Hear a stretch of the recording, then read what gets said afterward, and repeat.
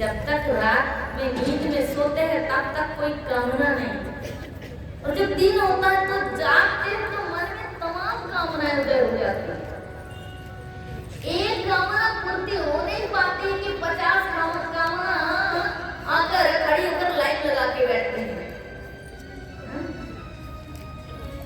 एक कामना है गाड़ी खरीदी और उसके बाद पीछे 50 लोग लाइन लगा के खड़े हैं कि ये इसकी पूरा तो हम अपनी लाइन जमाएं, हैं, अपनी पूर्ति करें।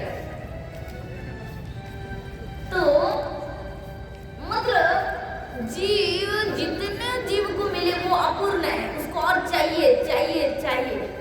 और ईश्वर होता है जो अपने में परिपूर्णतम,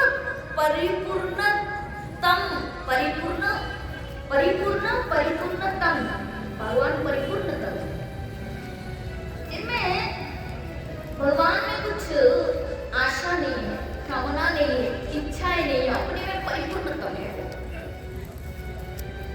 तो फिर ये जो गोपियां है इनके संग भगवान ने रास क्यों किया?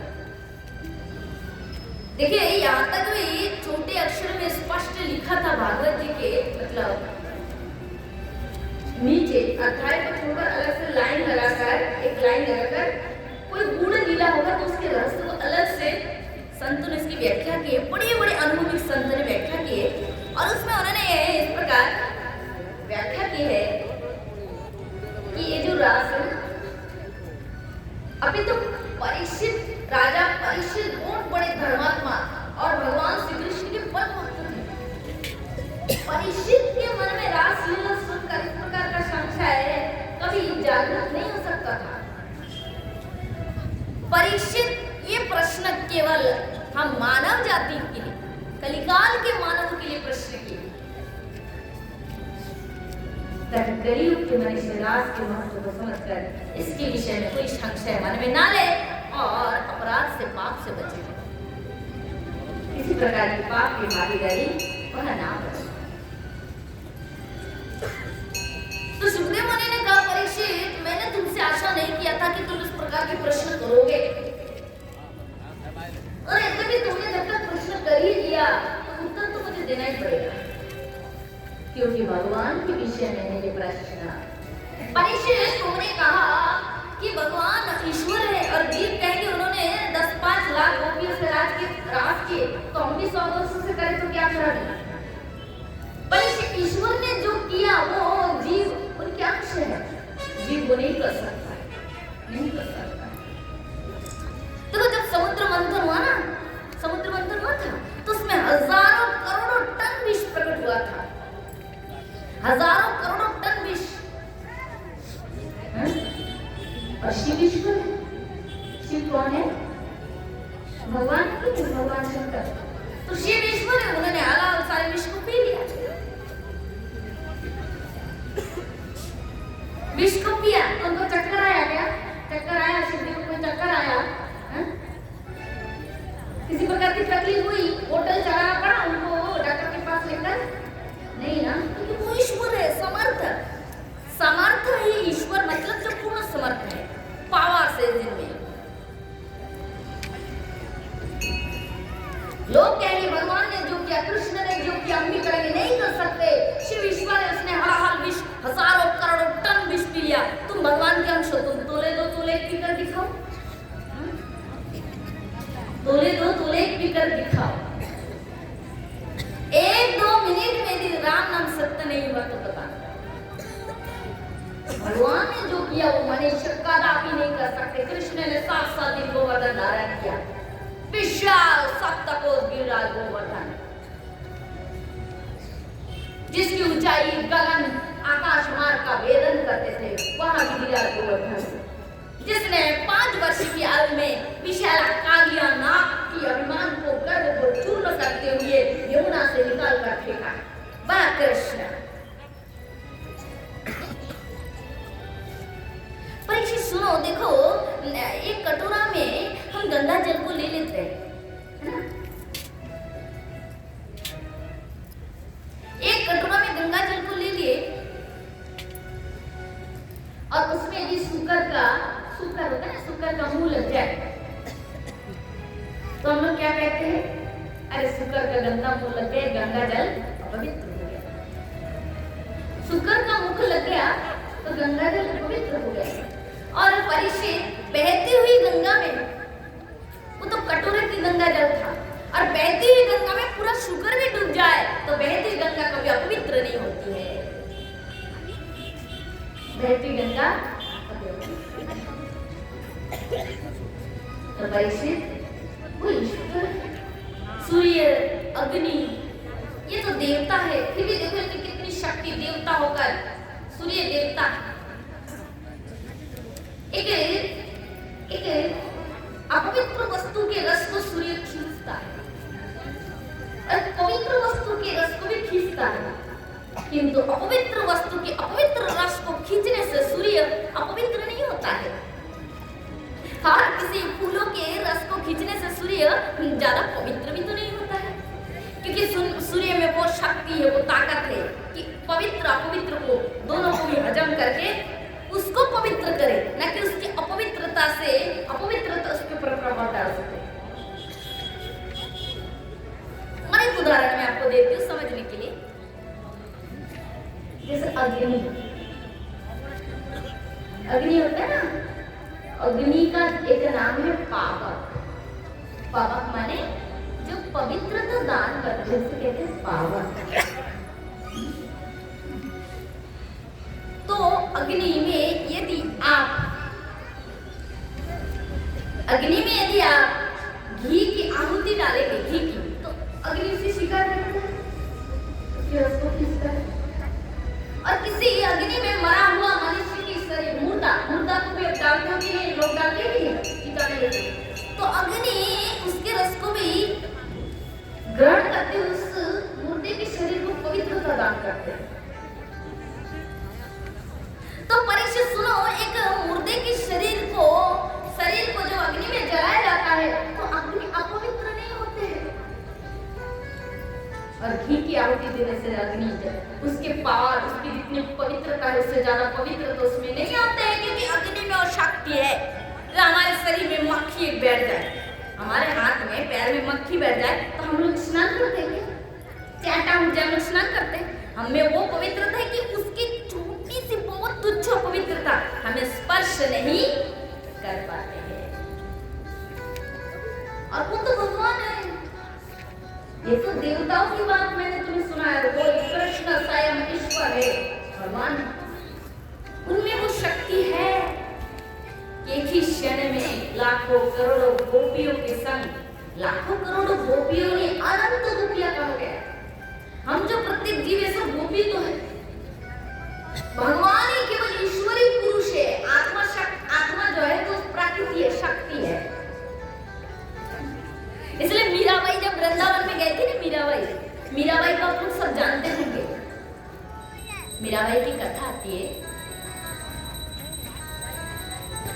कृष्ण प्रेम दीवानी कौन? मीरा।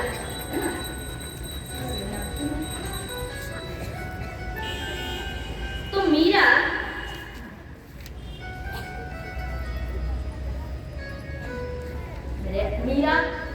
जब घर द्वार छोड़ के वृंदावन में गई, कुछ दिन मीरा वहां रही वृंदावन में रही। मीरा बहुत भाव में व्याकुल होकर उसने अपनी गिरधर को ढूंढी और श्री कृष्ण का दर्शन भी उसने पाई। मेरे को जो मालूम है कि वृंदावन में इस समय एक बहुत बड़ा संत रहते हैं, प्रेजेंट है, उनका नाम था जीव गोस्वामी। सर्व गोस्वामी में उनका नाम आता है जीव गोस्वामी।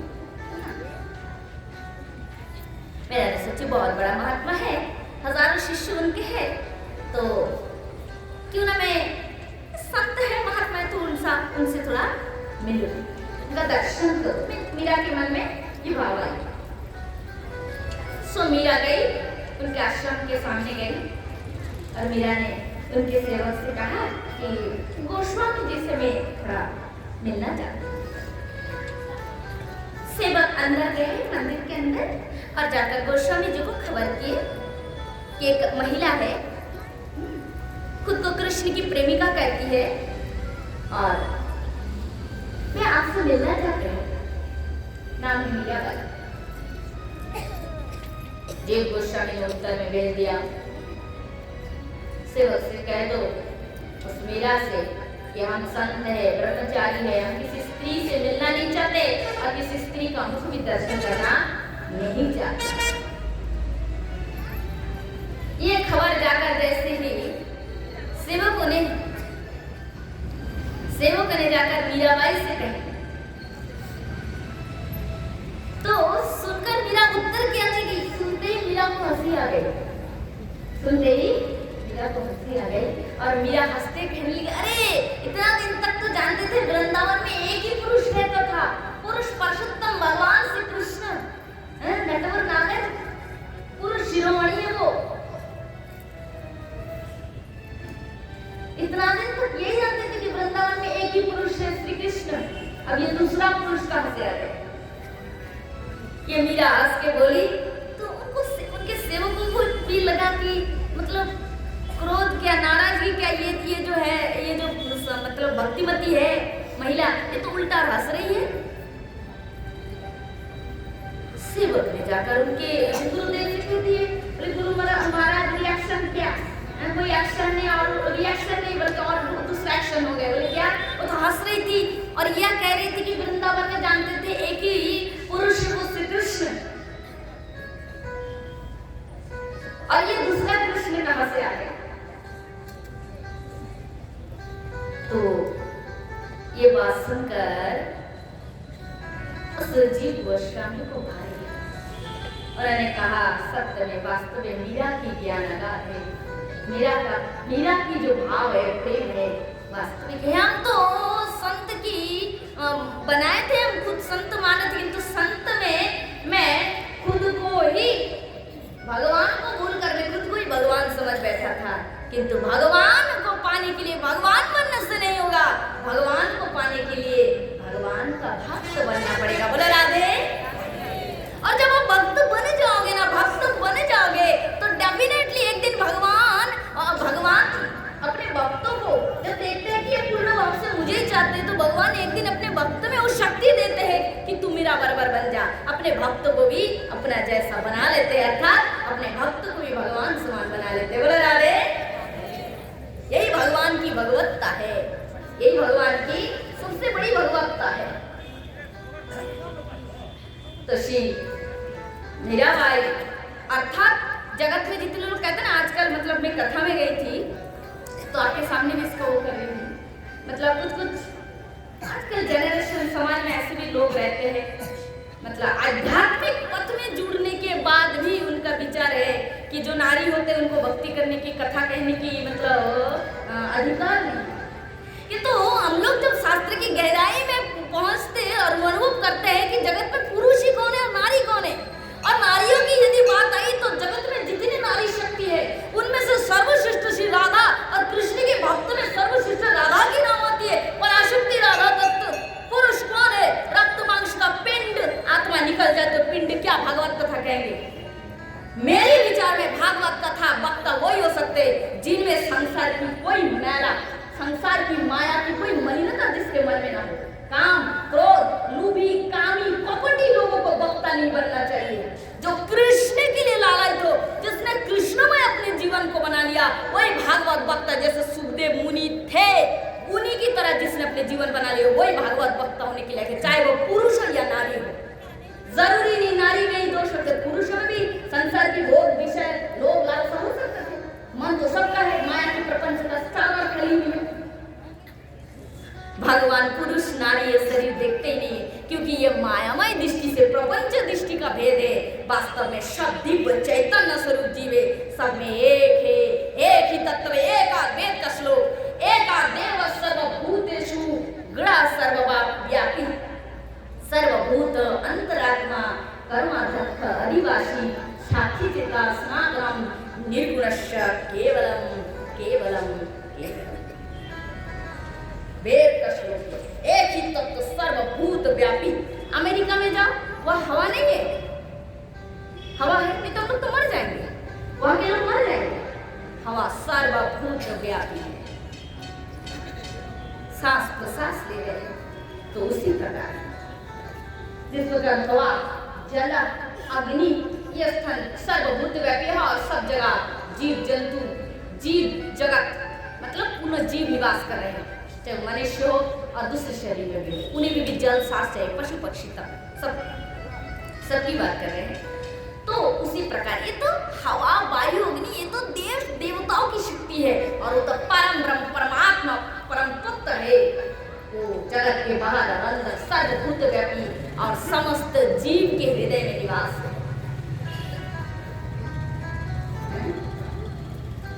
इसलिए तो श्री रामकृष्ण जी के शिष्य विवेकानंद जी का वो श्लोक भाव था, पद था, बहु रूपे सन्मुखे चढ़ी कथा तुम्हें खुजित ईश्वर। तुम भगवान को ढूंढ रहे हैं ना, विवेकानंद जी का बहु रूपे सन्मुखे चढ़ी कथा तुम्हें खुजित ईश्वर, जीवे प्रेम करे जेई जन सेई जन सेवी चिते ईश्वर। ब्रह्म होते कीट परमाणु सर्वभूत सही प्रेममय, मन प्राण अर्पण करे है सखे ए सगोलेरी पार। बहु रूपे सन्मुखे चढ़ी कथा तुम्हें खुजित भगवान तो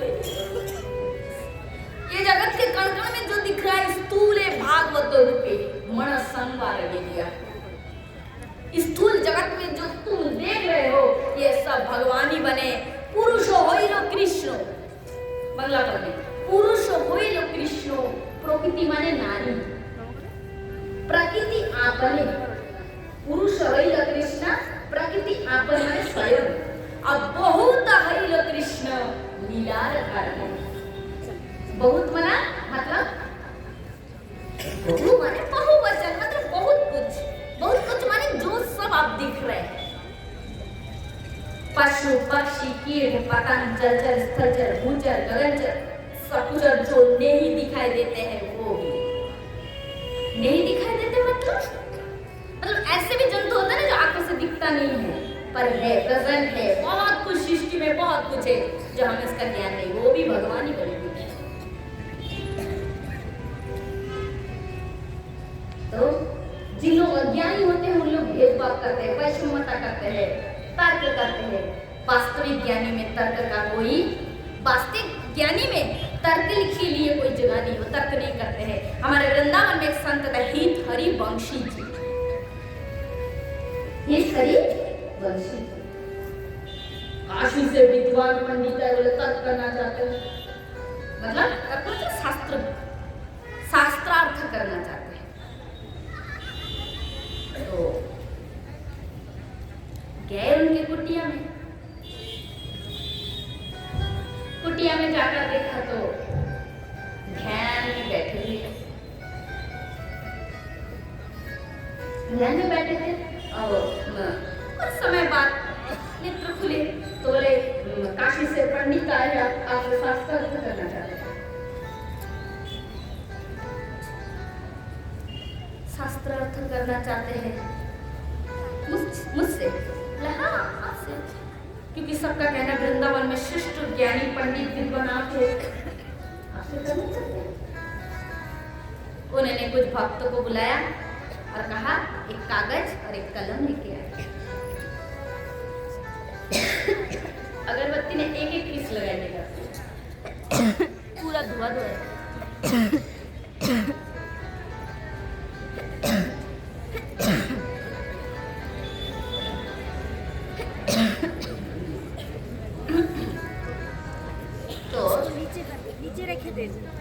नीचे रखे। पंडित जी उन्होंने सेवकों को बुलाया, कहा सुनिए एक कागज और एक कलम लेके आइए। कागज और कलम लेकर आए और उन्होंने कहा मैं पहले ही ये अपना मतलब सिग्नेचर कर दी, उन्होंने अपना नाम लिख दिया और कहा मैं हित हरि वंशी जी, शास्त्रार्थ में मैंने हार स्वीकार किया, ये मेरा नाम है, सिग्नेचर करके लो, आप उन पंडित जी के पास दे देना। पंडित जी के पास लेकर वो काशी के पंडित विद्वान थे, उनके पास इस हार मांगने मतलब इसमें क्या हार माना, तर्क करेंगे, आप कुछ कहेंगे हम कुछ कहेंगे, हैं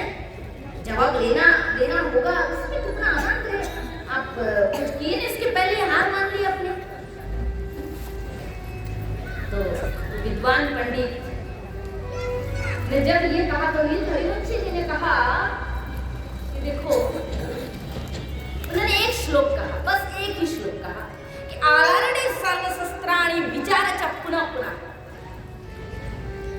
नील हरिवंशी जी कहते हैं कि आलरणे सर्वशस्त्राणि विचारच पुनः पुनः इदेवतं सुनिष्पन्नं ध्येय हरि नारायणं। उन्होंने कहा मैंने सर्वशास्त्र ग्रंथ, 4 वेद, 6 शास्त्र, 18 पुराण और रामायण महाभारत सब ग्रंथ को पढ़ के, उस सारे ग्रंथों को मैंने अध्ययन करके पढ़ के उसको, उसकी निर्जास को, मतलब निचोड़ को मैंने निकाला, निर्जास को निकालते हुए मैंने यही पाया, मैं यह पाया कि आलरणे, मैंने सब शास्त्र पढ़ के यही पाया कि ध्येय हरि नारायणम, इदेवतं सुनिष्पन्नं ध्येय हरि नारायणम। मैंने सार करते यही पाया कि एक सेकंड की समय भी बर्बाद मत करो और भगवान के स्वरूप का खाली ध्यान करो। सारे शास्त्र, वेद, पुराण, उपनिषद यही कह रहे। इसलिए मैंने हार मान लिया, मुझे कोई शास्त्र करना ही नहीं है, शास्त्र का सार मैंने जान लिया। आप जीते, मैं हार। वो बेचारा जीत के भी हार के मारा गया। बोले महाराज आपने मुझे सच में हरा दिया, सच में चरणों में गिर पड़े, मुझे अपना शिष्य बना लीजिए, अपना दास सिखा दीजिए। क्या दास और क्या गुरु, वास्तव में तत्व तो यही है। वो काशी का विद्वान और बहुत जगह उसको जाना था, शास्त्र करना था। बोले आप मुझे कहीं जाना नहीं है, मैं अपना उत्तर प्राप्त कर लिया। उसी जगह पे साधु कोई हरिवंशी जी जो है ना महाराज जी, उनके पास एक कुटिया बना, वही पे उसने वो भी बैठ गया आसन लगाकर और ध्येय हरि नारायणम प्रभु के स्वरूप का दिन रात ध्यान करने लगे, चिंतन करने लगे।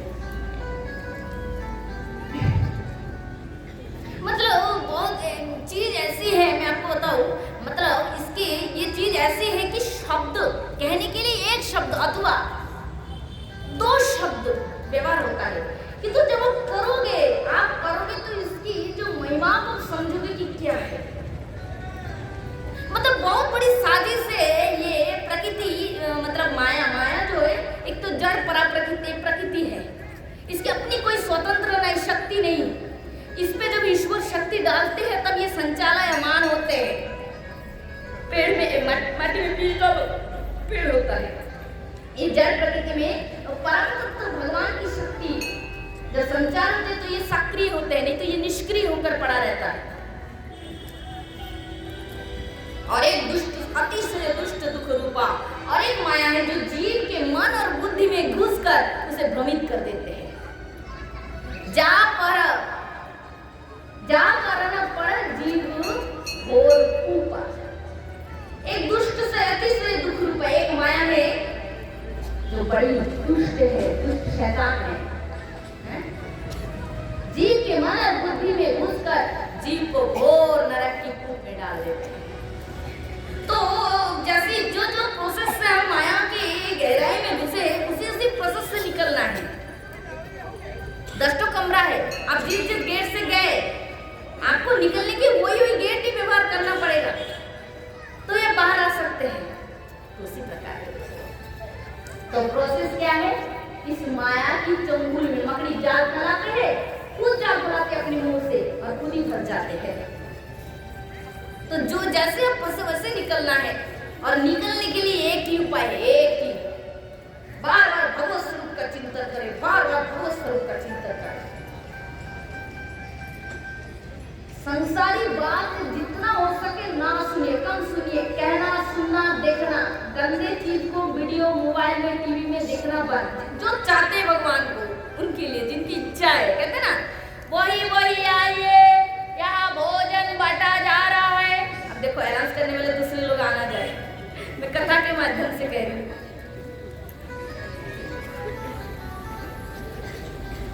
यहाँ भोजन बांटा जा रहा है, सभी लोगों को वो है, आइए, है ना। जिसने अभी होटल में खा के आया, 5 स्टार होटल में, वो कहेंगे क्या खाएंगे, खिचड़ी दाल चार, उसमें मुझे खाना नहीं, रुचि नहीं, तो नहीं आएगा। जो सुबह से थोड़ा सा, जिसको सुबह पाव रोटी और चाय थोड़ा मिला था, दिन भर कुछ नहीं मिला, वो पक्का खाली थाल इधर उधर से थाल को एडजस्ट करके आएंगे या आकर पत्तल मांगेंगे, हमारा पत्तल खाना तो दोगे, पत्तल भी दे दो। और पेट भर के जिमाना, ऐसा नहीं कि खड़े खड़े दे देना है, बैठ के जिमाओ, पेट भर के खाना है। तो जो प्यासी है, मतलब कहना मेरा, जो प्यासी है पानी के पास जाएगा, जो भूखा है भोजन के पास जाएगा, जिसको ईश्वर को पाना है उन्हीं की बात में कर रही हूँ। और वैसे नहीं तो 84 लाख योनि में घूमने के लिए तो जीव के मन में वो आ गई, जीव को व्याकुल लग गया। 84 लाख योनि में घूमना, बहुत प्रकार के बनना, दुर्भोगों को भोगना, इसका तो जीव को व्यसन लग गया, आदत पड़ गया। जिसको पाना है, जाना, उनके लिए भी टारगेट है कि संसार की जितनी अब जो असल अटैचमेंट है, असल चीजों से हमारा मन का लत आदत पड़ गया, उस चीजों से अपनी स्वभाव को हटाइए और अज्ञान से असल से कनेक्शन त्याग करके सत से कनेक्शन जुड़ते जाइए। जितना ज्यादा जुड़ते जाएंगे उतना ही आपके जीवन में अज्ञानता नष्ट होगी और प्रकाश, तेज, शक्ति, प्रकाश की तरफ वर्धमान होंगे, बढ़ते जाएंगे। और आप एक दिन ऐसा एक स्टेज आएगा कि माया, जो माया आपको नचा रहे थे, उसी माया के ऊपर रहेगा, आप माया की नाच देखोगे पर माया से परे होकर रहोगे। बोले राधे। ये बहुत ऊंचाई के तत्व है, समझने वालों को भी बहुत वो होना चाहिए। जो थोड़ा आध्यात्मिक मार्ग में बहुत ऊंचे तक चला है वो इस बात को समझ सकते हैं, समझने के लिए भी बहुत साधना चाहिए बस। तो रियल में प्रैक्टिकल देखिए, यहाँ हम लोग कथा में खूब भक्ति में डूबे हैं, वो है, ये है, फलाना ठिकाना कर रहे हैं। प्रोफेशनल लाइफ में हम बहुत कुछ दिखते हैं, दिखाते हैं, किंतु और जो कुछ भी हो आप नाटक से कर लीजिए, संसार भी रियल में ना करें, मन से ना करें, नाटक से कर ली ऊपर से, तो भी कोई दोष नहीं है, चलता है। क्यों आप कहेंगे संसार को क्यों सीरियस नहीं लेंगे? क्योंकि ये तो सीरियस वाली चीज है ही नहीं। ये आपको छोड़ेगा नहीं तो आप इसको छोड़ोगे, टाइम आ रहा है, पकड़ नहीं सकते, पकड़ के रख नहीं सकते। आप नहीं छोड़ोगे तो आपके हाथ से छुड़वा के आपको अलग कर देगा। जो पकड़ने की चीज है वो रख सकते, उसको पकड़िए और ऐसे मजबूत से पकड़िए। और आपको बताओ भगवान कितने दया के सागर, इतने करुणा के सागर है, यदि आपके पकड़ मजबूत ना हो तो उनको जिम्मा दे देंगे तो वो आपको इतने मजबूत से पकड़ लेंगे। उसका पकड़ बहुत मजबूत है उस ईश्वर का। और वो जब जिसको पकड़ते हैं ना, बंगाली पद में आता है इसका अपना नरोत्तम ठाकुर जी का, उन्होंने जो दी कृपा करी ये जो ना केशो धोरी टानिया तुला हब्द जो धामे तबे से देखिए भालो नय बोलो छुड़ाइलो कहे दिले नरोत्तम दास। दैव माया बात करे खसैया शैलो रे भवो कुपे दिलो को डारिया। एक बार तुमने कृपा करके अपने चरणों में लिए थे, किंतु ये माया, ये दैवी जैसा गुणमयी जो तुम्हारी माया है ना, ये बलात् फिर भवकूप में मुझे डाल दिया। हे केशव, यदि कृपा करके पुनः मतलब फिर से एक बार कृपा करके अपने चरणों में ले लो।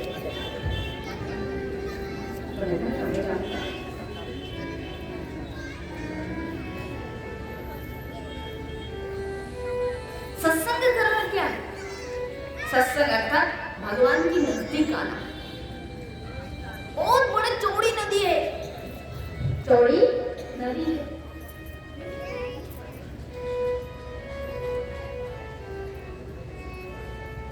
हजारों लहर, हजारों लाखों करोड़ों लहर है। नदी हर समय एक बार बहती है, किंतु ये संसार भव सागर में जो नदी है, ये नदी की धारा दोनों ओर है। जन्म मृत्यु नदी है ये, एक और एक धारा, जीव का जन्म हो रहा है और इसका ऑपोजिट उधर धारा है दूसरी धारा। एक ही नदी में दोनों ओर धारा है, एक जन्म रूपी धारा और एक मृत्यु रूपी धारा। सत्संग करना अर्थात भगवान के करीब आ जाना। और जो भगवान के करीब आ गए, भगवान की नजदीक आ गए, भगवान की नजर के सामने आ गए, भगवान उसको क्या करते हैं? मछुआ जब जाल फंसता है, मछली पास आ गए तो क्या करेगा? वो देखते रहेगा, उठाएगा नहीं? जरूर उठाएगा। बस तो भगवान की जो सत्संग मतलब क्या? कृष्ण के नजदीक आना, करीब आना। और जो जीव भगवान के नजदीक आते हैं, भगवान उसे उठा किनारे लगा देते, उसको अपनी ठिकाने लगा देते। बोला राधे।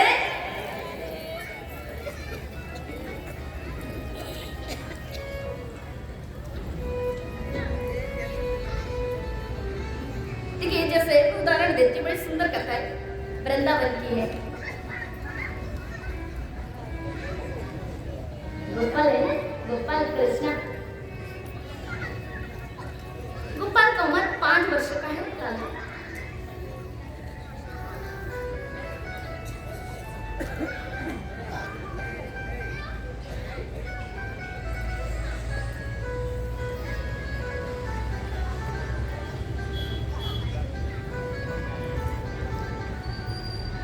एक दिन माँ यशोदा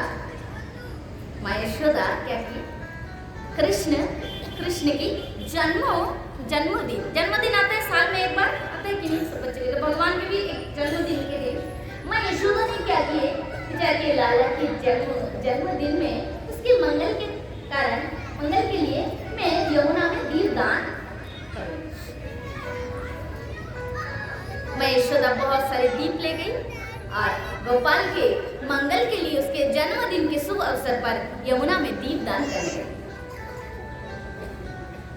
अब कन्हैया गोपाल जो है, लल्ला जो है, वो थोड़ा वो भी यमुना के किनारे खड़े थे मैया के पास। मैया एक एक दीप दान करती जा रही और लाला क्या की एक एक दीप उठाकर किनारे रख रहे हैं। मैया दीप दान करती जा रही और लाला किनारे रखते जा रहे। मैया ने बोली, लाला तो क्या कर रहे? बेटा, तेरे जन्म की शुभ दिन, जन्मों के जो शुभ दिन में तेरे मंगल के कारण बेटा मैं तेरे लिए तेरे नाम की दीपदान कर दी और तू यहाँ को सब किनारे लगा रहा है। तो लल्ला ने कहा, माँ बहती हुई को किनारे लगाना तो मेरा जन्म का धंधा है, मेरा स्वभाव है। बहती हुई को किनारे लगाना ही मेरा काम है मैया। परंतु एक बात है, उसे बहती हुई को मैं किनारे लगाता हूँ जो बहते मेरे नजदीक आ जाता है।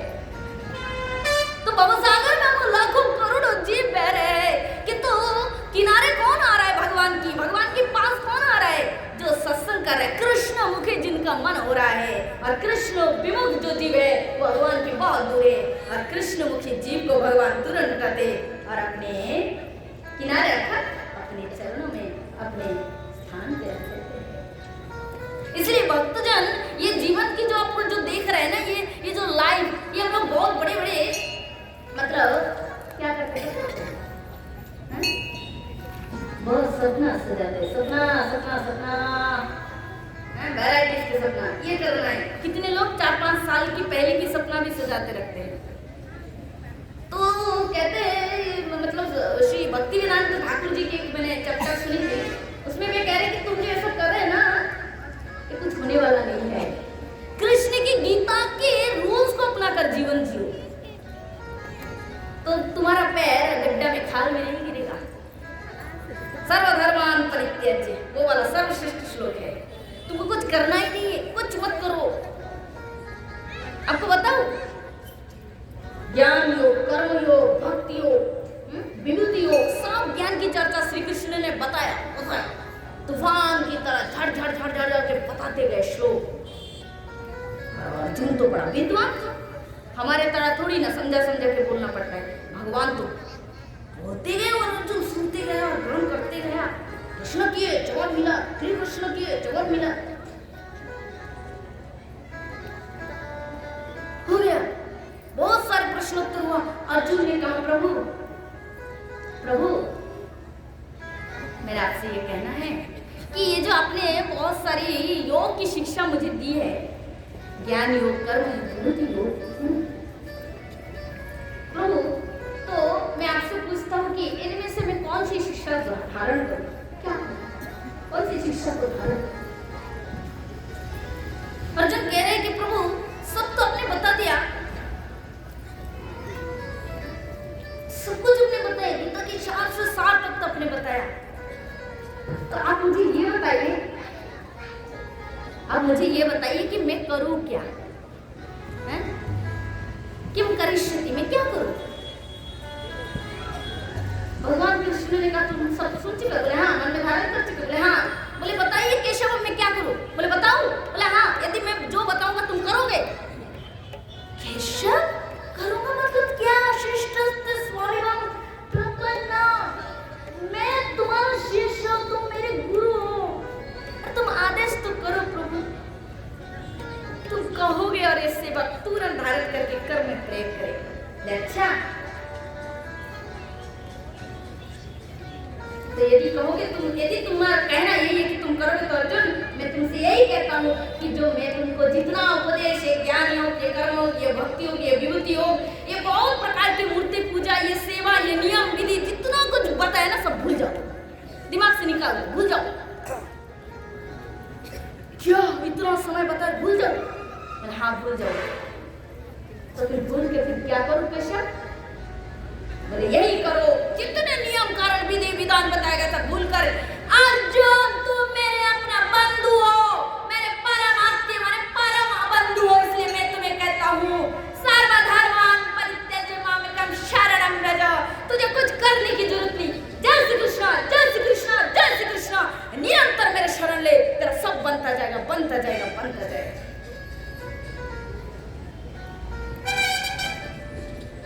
अपनी बात, अपनी गुणगान अपने मुंह से कहना नहीं चाहिए।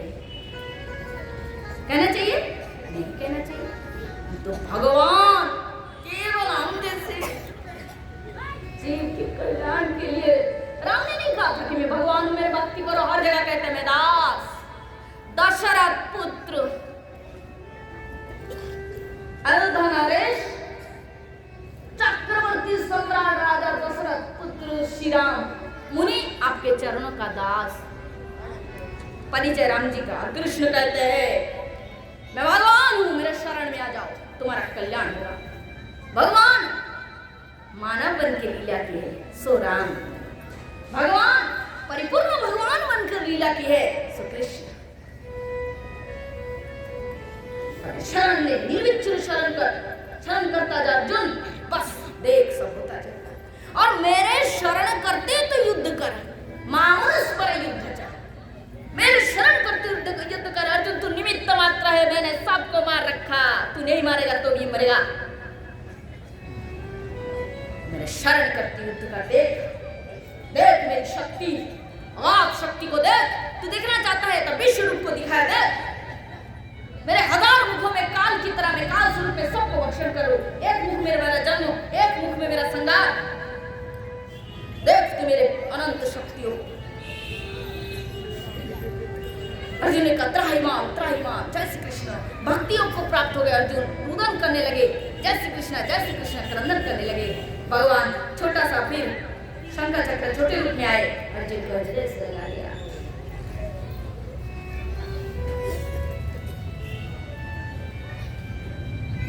इसलिए केवल यही कीजिए, क्या भगवान के सामने बहुत बड़े विद्वान बन के, ज्ञानी बन के नहीं, अज्ञ शिशु की भांति।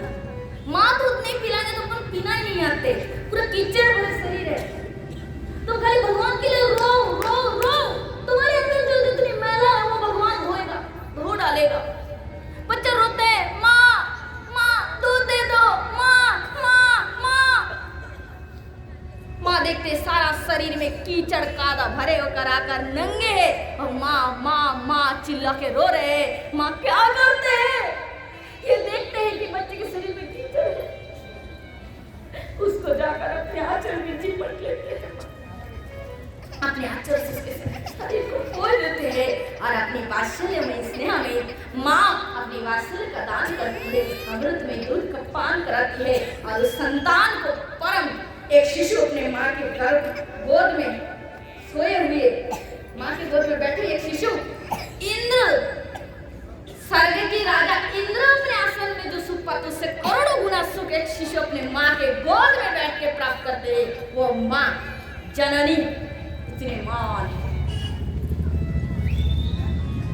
बच्चा डर जाता है, डराता है, लोग डरता है, रो देता है, डराया और क्या आता है। और उसके माँ के गोद में जब मिलता है तो वो लाल आंख दिखाता था, मेरे माँ है मेरे साथ, तू मेरा क्या करेगा, मेरे माँ है। तो सुखी माँ उसके लिए उसकी नजर में माँ भगवान के समान है। तो वहां पे ये जो यहाँ तक कथा जहाँ तक हम लोग अभी पहुंचे, वो बात याद आती है कौन शंकराचार्य परम ज्ञानी श्री शंकराचार्य जी ने कहा था कि एक कृष्ण, उन्होंने एक जगह दृष्टांत दिया था, भाव दिया था कि ऐसे कृष्ण तुम मेरी माँ, कृष्ण को माँ कह रहे हैं क्योंकि एक जगत में पुरुष को एक संतान पाने के लिए संतान चाहिए तो नारी के गर्भ की आश्रय लेना पड़ता है, किंतु भगवान श्री कृष्ण परिपूर्ण पुरुषोत्तम है, उनको किसी स्त्री की आवश्यकता नहीं, संतान को पाने के लिए स्वयं अपनी नाभि कमल से ब्रह्मा को प्रकट कर दिया। वो भगवान है जो माँ भी है पिता भी है। बोला राधे।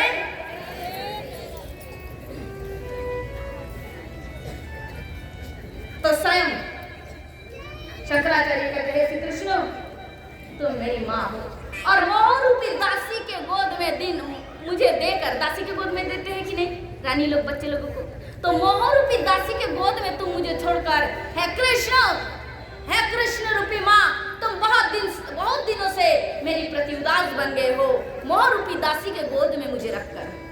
हे माँ, हे जननी, तुम अपने गोद में मुझे स्थान दो माँ, स्थान दो।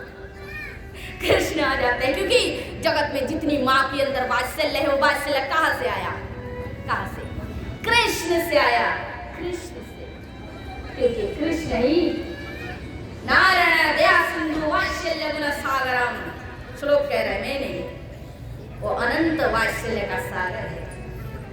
ये रक्षक जगन्नाथ बहु जन्म अपराध। तो भगवान श्री कृष्ण की जो रास है, रास अर्थात रस, भगवान श्री कृष्ण अनंत रसखानी है। श्री कृष्ण ही अनंत गोपी रूप में बनकर अपनी रस का आस्वादन की। गोपी मतलब कोई दूसरा लेडीज अथवा नारी नहीं है, कृष्ण ही राधा है, राधा ही कृष्ण है, और राधा की अनंत शक्ति गोपियां है। तो घुमा फिरा के equal to Radha equal to Krishna, Krishna equal to Radha, और राधा इक्वल टू अनंत गोपियां। तो गोपी मैथमेटिक्स से समझा रहे, Gopi equal to Krishna equal to Gopi, हो गया कि नहीं? कृष्ण ही अनंत बने हैं, वही जीव बने, वही सब बने, स्वयं खुद को खुद प्रेम करके आस्वादन करते हैं। यही रास है। रास की बहुत व्याख्या है, तो मैंने आज दूसरी लाइन में आपको दूसरी चैप्टर बन गया, तो रास की मैंने इतनी व्याख्या रखी, दूसरे कभी होंगे तो उसका व्याख्या भी बहुत लंबा चौड़ा है, आगे सुनाएंगे। आइए आज की कथा में हम लोग प्रवेश करते हैं, उसके पहले